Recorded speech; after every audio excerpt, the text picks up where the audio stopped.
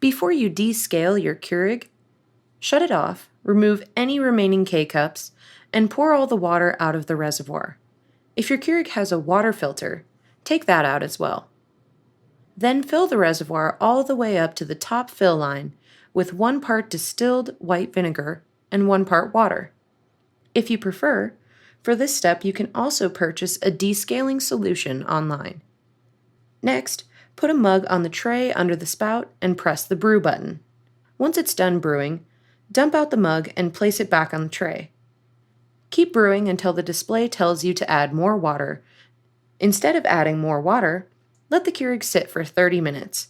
After 30 minutes, dump out the remaining vinegar in the reservoir and refill it with fresh water. Finally, continue to brew cups of fresh water until the reservoir is empty. For more details on descaling your Keurig, refer to your manual.